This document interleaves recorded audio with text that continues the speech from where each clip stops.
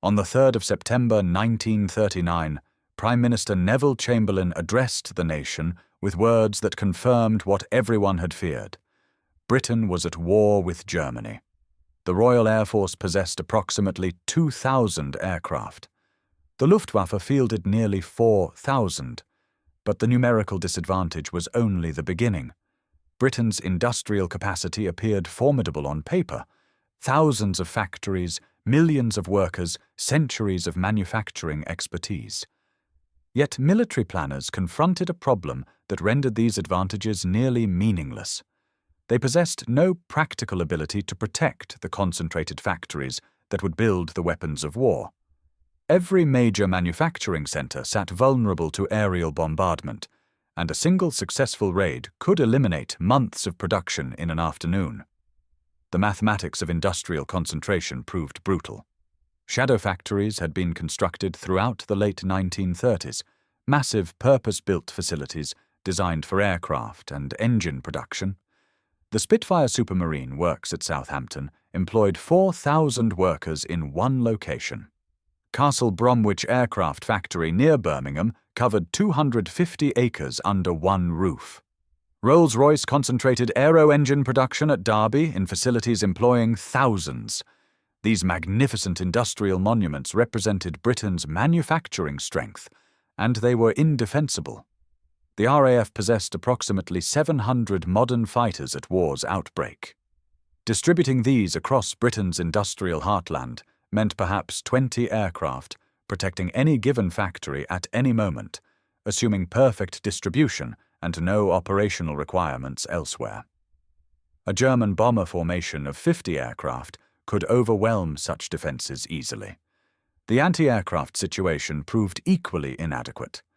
Britain possessed 1,280 heavy anti-aircraft guns in September 1939, distributed amongst hundreds of potential targets. Each major factory theoretically required a minimum of 4 gun positions for effective coverage. That meant protection for perhaps 300 facilities, a fraction of critical industrial sites. The guns themselves presented problems. Most were First World War vintage, designed for slow-moving bombers at low altitude. Modern German bombers flew higher and faster, often beyond effective engagement range. Hit rates during early war exercises averaged below 3%. A bomber formation could expect to lose 1 or 2 aircraft whilst delivering attacks that destroyed entire factories. The mathematics favored the attacker overwhelmingly. Barrage balloons, those massive hydrogen-filled obstacles tethered above cities and factories, provided the third layer of defense, and perhaps the most honest acknowledgement of helplessness. The balloons couldn't shoot down aircraft. They simply forced bombers to fly higher, reducing accuracy but not preventing attack. Britain deployed approximately 1,400 balloons by late 1939, each requiring a crew of 10 men for inflation, positioning, and maintenance. The balloons protected London primarily, with scattered deployments elsewhere.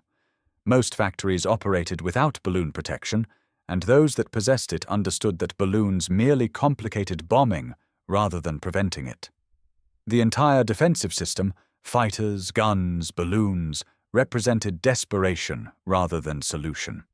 The predicament deepened when planners calculated replacement rates against loss projections. Britain needed to produce 2,000 aircraft monthly to sustain operations and replace losses. Each large factory could theoretically produce 150 to 200 aircraft monthly at full capacity. But what happened when the Luftwaffe destroyed one? Construction of new factories required 18 months to 2 years. Training replacement workers took 6 months minimum. Tooling and machinery took additional months to manufacture and install. A single successful bombing raid could reduce national production by 10% for a year or more. The enemy needed only to destroy Britain's industrial capacity faster than it could be replaced, and concentrated production made this achievable. The solution emerged not from military planners or government ministers, but from the impossible position forced upon British industry by these realities. If large factories couldn't be protected, production would have to disperse into thousands of locations, too numerous for the enemy to target effectively. The concept violated every principle of efficient manufacturing that had governed British industry since the Industrial Revolution. Concentrated production allowed specialization, reduced transportation costs, simplified quality control, and enabled economies of scale. Dispersing production meant abandoning these advantages entirely. It meant coordinating thousands of small workshops, transporting components across vulnerable railways, maintaining quality standards without direct supervision, and somehow achieving the production rates that concentrated factories could barely manage under ideal conditions. Every manufacturing expert declared it impossible. The situation left no alternative. Nobody embodied this transformation more completely than Lord Beaverbrook, the Canadian-born newspaper magnate appointed Minister of Aircraft Production in May 1940. Born William Maxwell Aitken in 1879 in Maple, Ontario, the son of a Presbyterian minister, he had demonstrated entrepreneurial instincts from childhood. His early career included selling insurance, trading in bonds, and organizing corporate mergers that made him a millionaire before age 30. He arrived in Britain in 1910, already wealthy, and immediately entered conservative politics whilst building a newspaper empire. By 1916, he owned the Daily Express, transforming it into Britain's largest circulation newspaper through populist editorial policies and aggressive marketing. His business career taught him that conventional wisdom often disguised comfortable incompetence, and his newspapers had spent years arguing for rearmament against government indifference. The Daily Express had warned about German air strength since 1933, citing intelligence that official government sources dismissed. Beaverbrook understood publicity, understood manufacturing logistics from his industrial dealings, and understood that bureaucratic inertia killed more projects than technical problems. When Churchill appointed him to oversee aircraft production in May 1940, with France collapsing and invasion threatened, Beaverbrook brought no manufacturing experience, no engineering expertise, and no respect for the established order that had created the crisis. He brought something more valuable: absolute conviction that Britain would find a way or perish trying, combined with a businessman's understanding that impossible schedules simply required abandoning normal procedures. His appointment horrified the Air Ministry and aircraft manufacturers alike. Lord Nuffield, who controlled shadow factory production, considered Beaverbrook a meddling amateur. The civil servants who had managed aircraft procurement for decades viewed him as dangerous interloper. The engineering establishment questioned whether a newspaper publisher understood the technical complexities of aircraft manufacturing. Beaverbrook's response to these concerns demonstrated his approach to obstacles. He ignored them completely and started issuing orders that violated every convention of proper administration. Beaverbrook's first action revealed his approach. He ordered an immediate census of every machine shop, garage, furniture workshop, and metalworking facility in Britain. The survey identified 15,000 small businesses with metalworking capability, 8,000 woodworking shops suitable for aircraft components, and 3,000 facilities with precision machinery. Most employed between 5 and 50 workers. Many had never considered government contracts. All of them were about to become aircraft factories. The plan horrified professional manufacturers. Aircraft production required precision tolerances measured in thousandths of an inch, specialized alloys, complex assembly sequences, and rigorous quality inspection. Small workshops lacked the expertise, the equipment, and the supervision necessary for such work. Beaverbrook's response proved characteristically blunt. They'll learn or we'll lose. The Ministry of Aircraft Production developed a dispersal system of remarkable sophistication. Large manufacturers would be broken into their component operations. A Spitfire comprised approximately 20,000 individual parts. Rather than manufacturing complete aircraft in concentrated factories, production would fragment into hundreds of sub-assemblies, each assigned to workshops across Britain. A furniture manufacturer in High Wycombe would produce wooden components for training aircraft. A garage in Manchester would machine aluminium fittings. A jewellery workshop in Birmingham would manufacture instrument components.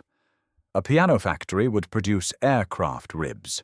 Each small facility would produce a limited range of components in quantity, developing expertise through repetition whilst remaining too insignificant for enemy bombers to justify as individual targets.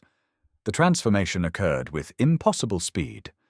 In June 1940, approximately 300 facilities contributed to aircraft production. By September, the number exceeded 2,000. By December, it approached 5,000. Beaverbrook's ministry dispatched engineers to small workshops with drawings, specifications, and raw materials. The engineers would spend days teaching workers, many of whom had never seen an aircraft, how to manufacture components to aircraft standards. A typical small workshop received contracts for perhaps 5 to 10 different parts, with monthly quantities ranging from hundreds to thousands.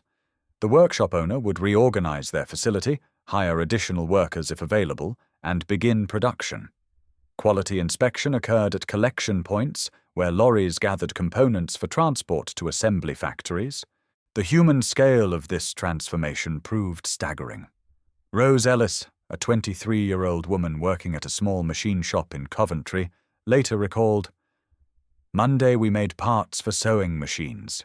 Tuesday a man from the ministry arrived with drawings. Wednesday we started making brackets for hurricane fighters. We had 3 weeks to deliver 5,000 pieces. Mr. Davies told us each bracket would help keep a pilot alive, so we'd better get them right."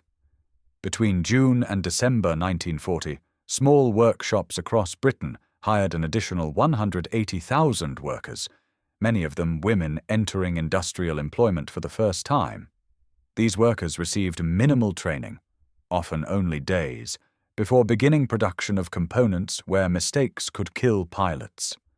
The specific transitions revealed the system's audacity. Perivale-based H. Martin & Company, a furniture manufacturer specializing in church fittings and decorative woodwork, received contracts to produce wooden components for de Havilland Mosquito bombers. The company employed 47 workers in June 1940, none with aircraft experience. By December, employment reached 187, and the workshop was delivering 300 wooden fuselage sections monthly. The managing director, Harold Martin, later described the learning process. "We knew wood, but aircraft wood is different. The grain orientation matters. The moisture content must be exact. The glue requires temperature control. We ruined the first 50 fuselages completely. The inspector rejected them all. We learned from every failure and eventually produced components superior to established suppliers." Similarly, the Terry's chocolate factory in York converted portions of its facility to produce Perspex components for aircraft canopies. The company employed 2,000 workers primarily in chocolate production, with expertise in molds, precision temperature control, and quality inspection, skills transferable to Perspex manufacture. The ministry provided specifications, raw materials, and minimal training. Within 8 weeks, Terry's was producing 1,500 canopy components monthly, whilst maintaining partial chocolate production. A confectionery factory had become essential to Fighter Command's operational capability through recognition that expertise in one material processing operation could transfer to others. The dispersal extended to precision engineering in unexpected locations. Birmingham's jewellery quarter, where craftsmen had produced watches, rings, and decorative items for centuries, transformed into a manufacturing centre for aircraft instruments. The workshops already possessed precision lathes, experienced machinists, and quality control standards measured in thousandths of an inch. The transition to instrument components required learning new materials and tolerances, but utilized existing expertise. By late 1940, approximately 300 small jewellery workshops were producing components for aircraft instruments, collectively delivering monthly production that equaled or exceeded previous output from established instrument manufacturers. The craftsmen who had made luxury goods now made altimeters, airspeed indicators, and oxygen regulators that determined pilot survival. The dispersal system faced immediate crises. Coordinating thousands of facilities required unprecedented logistical complexity. The ministry established regional control centers to track component production, arrange transportation, and respond to shortages. Each day, hundreds of lorries crisscrossed Britain, collecting components from small workshops and delivering them to assembly factories. A single Spitfire might incorporate parts from 200 different facilities scattered across a dozen counties. If any single component failed to arrive, the aircraft couldn't be completed. The railways, already overburdened with military traffic, struggled to transport the increased volume of materials. Road transport became essential despite fuel rationing. The ministry requisitioned thousands of lorries and prioritized fuel allocation for component collection runs. Quality control presented even greater challenges. Large factories employed inspection departments with trained engineers and precision measuring equipment. Small workshops often possessed neither. The ministry responded by establishing traveling inspection teams that visited workshops unannounced, measuring samples and rejecting entire batches if standards weren't met. The rejection rates initially proved catastrophic. In July 1940, 37% of components from small workshops failed inspection. By September, improved training and experience reduced rejections to 18%. By December, the figure reached 9%, approaching the rejection rates from established factories. The workers learned, precisely as Beaverbrook had insisted they would. The Luftwaffe validated the dispersal strategy through intensive effort to destroy it. On the 14th of November 1940, German bombers struck Coventry in a raid that killed 568 civilians and destroyed the city centre. Among the targets were numerous small workshops producing aircraft components. Post-raid assessment revealed 37 workshops completely destroyed and another 64 damaged. These facilities had been producing components for approximately 800 aircraft monthly. Traditional manufacturing theory suggested production would collapse. Instead, the ministry simply redistributed the contracts amongst other workshops. Within 2 weeks, production returned to 95% of pre-raid levels. Within 4 weeks, it exceeded previous output as replacement workshops increased their own production to compensate. The enemy had destroyed 37 facilities and reduced national production by perhaps 2% for a fortnight. This resilience derived from fundamental mathematics. Britain now possessed thousands of component suppliers rather than dozens of factories. Destroying 5% of suppliers reduced production by 5%. Destroying 5% of concentrated factories could reduce production by 50% or more. The Luftwaffe couldn't bomb enough small workshops quickly enough to significantly impact overall production, whilst concentrated factories offered vulnerable targets whose destruction caused disproportionate damage. The strategy transformed Britain's industrial vulnerability into unexpected strength, though at enormous cost in complexity and coordination. The production figures validated the approach despite its apparent inefficiency. In the first half of 1940, before comprehensive dispersal, Britain produced 2,729 fighters. In the second half, with dispersal advancing rapidly, production reached 4,283 fighters, a 57% increase during the period of heaviest bombing. The year 1941 saw 7,064 fighters produced, whilst 1942 reached 9,850. These increases occurred whilst the Luftwaffe conducted sustained bombing campaigns specifically targeting industrial facilities. The dispersed system proved not merely resilient, but increasingly productive as workers developed expertise and coordination improved. Squadron leader James Nicholson, the only fighter command pilot to receive the Victoria Cross during the Battle of Britain, flew Hurricanes whose components came from workshops scattered across the Midlands.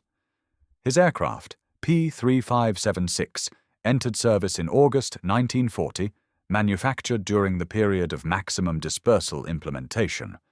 The Hurricane's 20,000 components came from 147 different suppliers, including 38 facilities that had never produced aircraft parts before June 1940. On the 16th of August, during combat near Southampton, Nicholson's Hurricane sustained damage from German fighter attack that should have destroyed it. A cannon shell penetrated the fuel tank without igniting it. The self-sealing tank liner manufactured by a rubber company in Wolverhampton that normally produced boots had performed perfectly.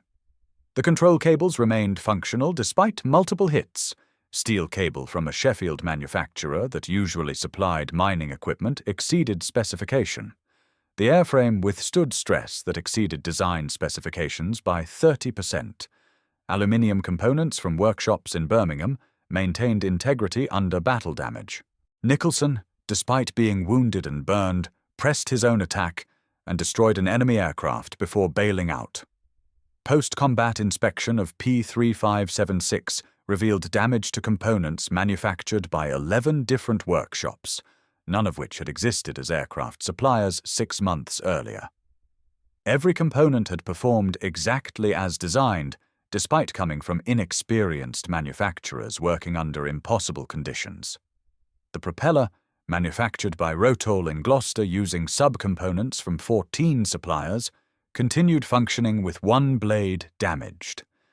The Merlin engine, assembled at Rolls-Royce but incorporating components from 33 different suppliers, ran sufficiently long for Nicholson to bail out safely despite oil system damage. The aircraft represented Dispersed Production's combat validation, not merely adequate, but exceeding requirements under conditions more severe than any test. The maintenance records told similar stories across Fighter Command. Before dispersal, when components came from established manufacturers with decades of experience, the average Hurricane required 3.2 hours of maintenance per flight hour during 1939 testing. After dispersal began, with components from workshops that learned aircraft manufacturing in weeks, the figure initially rose to 4.1 hours in July 1940, an increase that horrified Air Ministry officials who had predicted complete collapse. By September 1940, it had fallen to 3.4 hours. By December, the figure reached 2.9 hours, below the pre-dispersal baseline. The inexperienced workshops weren't just matching established suppliers, they were exceeding them. The explanation lay in motivation rather than expertise. Small workshop owners understood that their work directly sustained national survival. When Inspector Williams from the Ministry arrived unannounced at a Birmingham workshop in October 1940, he found the owner personally measuring every 10th component with precision micrometers, recording results in a logbook. The owner, a 56-year-old former toolmaker named Albert Harrison, explained, "The big factories have inspectors who measure parts. If something's wrong, they blame the machinist. Here, I'm the machinist and the inspector and the owner. If a pilot dies because I measured carelessly, I can't blame anyone else, so I measure twice." This attitude, replicated across thousands of small workshops, created quality incentives that large factory bureaucracies struggled to match. The statistical evidence supported Harrison's approach comprehensively. Failure analysis of Hurricane components from August through December 1940 revealed that parts from small workshops failed at 2.3% rate during operational service. Parts from established large manufacturers failed at 2.7%. The difference, whilst modest, proved consistent across component categories and statistically significant across large sample sizes. Small workshops producing their first aircraft components achieved higher reliability than factories with decades of experience. The Ministry's travelling inspectors reported that small workshops typically responded to rejection notices within hours, implementing corrections immediately. Large factories required formal meetings, engineering reviews, and bureaucratic processes that delayed responses by days or weeks. The German response revealed how completely dispersal confounded traditional industrial warfare. Luftwaffe intelligence identified thousands of potential targets, contributing to British aircraft production through photographic reconnaissance, signals intelligence, and agent reports. The intelligence staff compiled target folders for approximately 8,700 facilities believed involved in aircraft manufacture by late 1940. Each folder contained photographs, estimated production capacity, workforce size, and bombing priority rating. The sheer number overwhelmed operational planning. Luftwaffe bombers could execute perhaps 500 to 600 sorties monthly against British industrial targets whilst maintaining other operational requirements. At this rate, systematically attacking even the highest priority 2,000 targets would require more than 3 years, assuming no British defences and perfect weather. The mathematics proved impossible even before accounting for defensive attrition.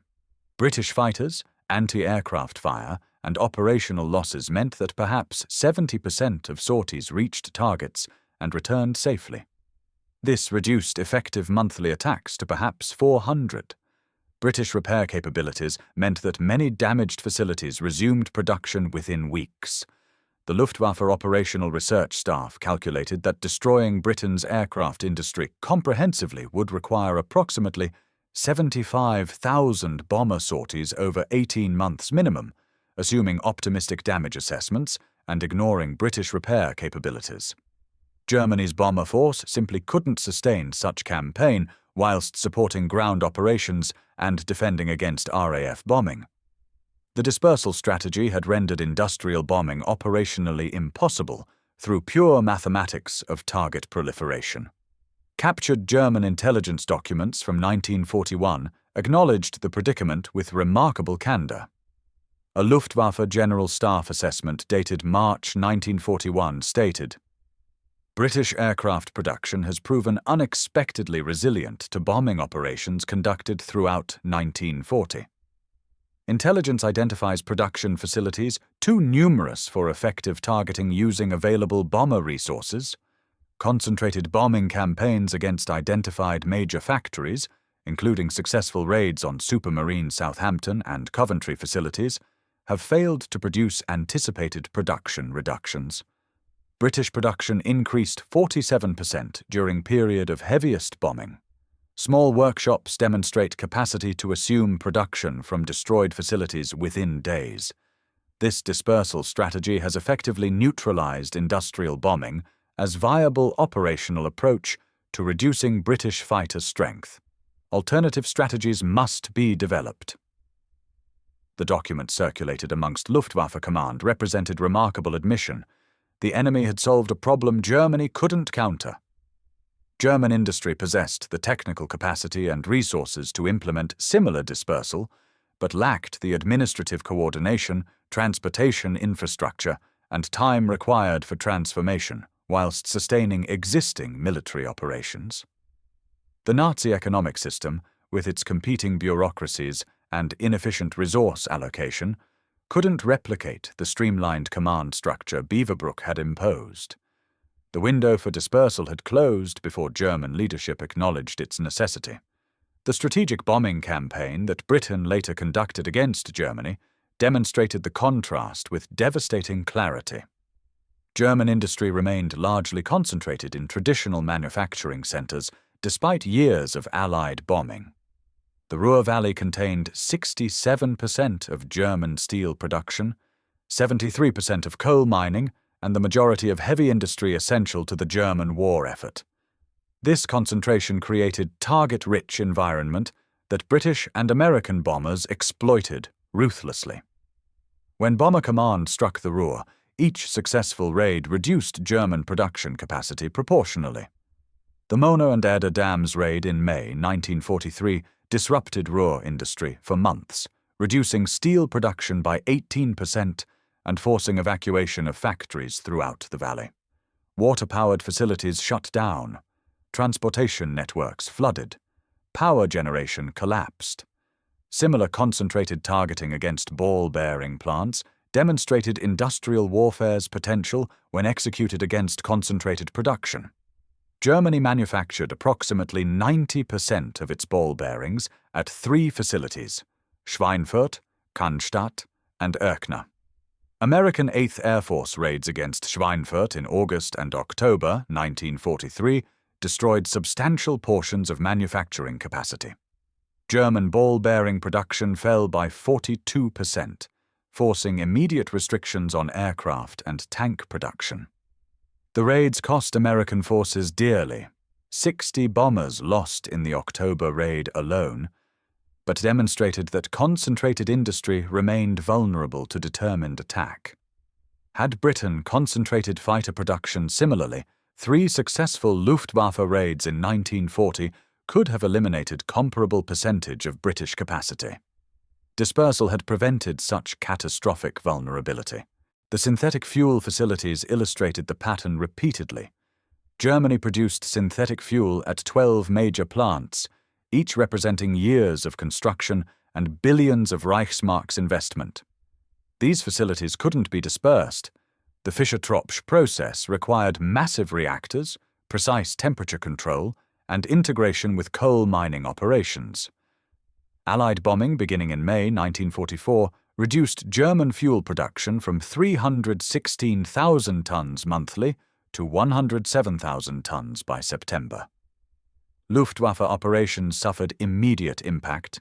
Pilot training hours decreased by 63%. Fighter sortie rates fell by half. The concentration that efficiency demanded created vulnerability that Allied air power exploited until German fuel production effectively ceased.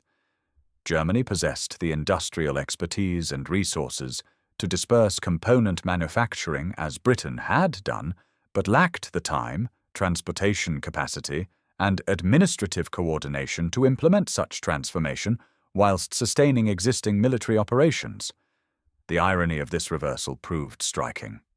Britain, with smaller industrial base and fewer resources, had successfully dispersed production across thousands of facilities that Germany couldn't effectively target.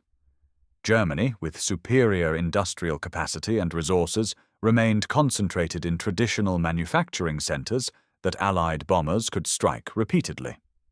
British industrial strategy had transformed weakness into advantage through necessity, whilst German strength became vulnerability through conventional thinking. The nation that entered the war unable to protect its factories emerged with a production system that didn't require protection, whilst the nation that had pioneered industrial warfare found its own industries progressively destroyed by the same methods. Lord Beaverbrook's tenure as Minister of Aircraft Production ended in May 1941, but the dispersal system he had forced into existence continued expanding throughout the war. By 1943, approximately 16,000 facilities contributed to aircraft production in Britain. A Lancaster bomber incorporated components from more than 300 different suppliers. The de Havilland Mosquito, perhaps the war's most successful aircraft, utilized furniture manufacturers for wooden components, achieving production rates that traditional aircraft factories couldn't match. The dispersal strategy extended beyond aircraft to tank production, munitions, electronics, and virtually every category of war material. The transformation of British industry proved so comprehensive that post-war analysts struggled to identify any major concentrated manufacturing operation that hadn't been dispersed to some degree. The human cost of this achievement deserves recognition, alongside the statistical success. The workers in small workshops labored under conditions that would horrify modern observers. Many facilities lacked proper heating, working through winters in unheated buildings. 12-hour shifts 6 days weekly proved common. Materials shortages forced constant improvisation. The stress of producing components where mistakes could kill pilots weighed on workers who often knew men flying the aircraft they built. Rose Ellis, the Coventry machine shop worker, later recalled, "We knew the Hurricane pilots at the local aerodrome. Sometimes they'd visit and thank us. Then you'd hear one of them had been killed, and you'd wonder if it was something we'd done wrong, some measurement we'd missed. The responsibility never left you." Beaverbrook himself died in 1964, having returned to newspaper publishing after leaving government service. His obituaries focused primarily on his publishing empire and political career, with aircraft production mentioned almost as footnote. History has been kinder to his achievement. Modern logistics scholars study the dispersal system as a revolutionary approach to industrial resilience. Military strategists examine how necessity forced innovation that expertise had declared impossible. The fundamental insight that distributing production across numerous small facilities provides greater resilience than concentrated manufacturing in large factories now governs industrial planning for critical industries worldwide. Contemporary British manufacturing demonstrates the legacy of wartime dispersal. The aerospace industry no longer concentrates production in massive facilities. Instead, manufacturers coordinate global supply chains, incorporating thousands of suppliers. A modern Rolls-Royce jet engine contains components from more than 1,500 different suppliers across 27 countries. Quality control occurs through specification and inspection rather than centralized production. Transportation logistics enabled just-in-time delivery of components for final assembly. The system mirrors the wartime dispersal strategy, though motivated by efficiency rather than survival. The innovation that saved Britain in 1940 became standard manufacturing practice worldwide. The statistical record of achievement remains overwhelming. Britain entered the war with aircraft production concentrated in approximately 60 major facilities, producing 500 aircraft monthly. By 1944, production involved 16,000 facilities, producing 2,500 aircraft monthly, a five-fold production increase distributed across 260 times as many locations. The dispersed system proved resilient, flexible, and ultimately more efficient than concentrated manufacturing it replaced. Germany bombed British industry throughout the war, destroying hundreds of facilities and killing thousands of workers. Production increased regardless. The mathematics that had threatened Britain's survival in 1939 transformed into advantage by 1944. The historical reversal deserves emphasis. Germany possessed superior industrial capacity, manufacturing expertise, and resources when war began. Britain possessed vulnerability, insufficient protection, and industrial concentration that invited destruction. 4 years later, British industry operated invulnerably, whilst German factories burned under Allied bombing. The transformation occurred because Britain confronted its vulnerability honestly, whilst Germany never acknowledged its own. Necessity forced innovation that expertise had rejected. A Canadian newspaper magnate with no manufacturing experience understood what professional industrialists missed. Distributed production couldn't be destroyed because it existed everywhere and nowhere simultaneously. Wing Commander Tom Neal, who flew Spitfires throughout the Battle of Britain and survived the war with 14 confirmed victories, offered perhaps the most succinct assessment. "We knew the Spitfires came from Lord Nuffield's factory at Castle Bromwich. What we didn't know was that they really came from thousands of workshops we'd never heard of, built by people we'd never meet. The German engineering was magnificent, but ours came from everywhere at once. They couldn't bomb everywhere." The statement captures the essential achievement. British industry didn't defeat German industry through superior technology or greater resources. It defeated German industry by becoming impossible to defeat. Distributed across too many locations for destruction, coordinated through systems that routed around damage, resilient through redundancy that rendered individual losses insignificant. The workers who made this possible rarely received recognition. They appear in no victory parades, earned no medals, and returned to anonymity when the war ended. Yet their achievement exceeded that of any single battle or campaign. They transformed British industry from vulnerable target into distributed fortress, producing the weapons that sustained resistance when resistance appeared hopeless. Rose Ellis returned to peacetime employment at the Coventry machine shop, which resumed manufacturing sewing machine components. She never spoke publicly about her wartime work and died in 1987. Her contribution, multiplied across hundreds of thousands of similar workers, made victory possible. The small workshop she laboured in, producing brackets for hurricane fighters whilst bombs fell on Coventry, embodied the dispersal strategy that saved Britain. The Germans could destroy individual workshops, but they couldn't destroy them all. British industry had achieved invulnerability through ubiquity, transforming weakness into strength through desperate necessity.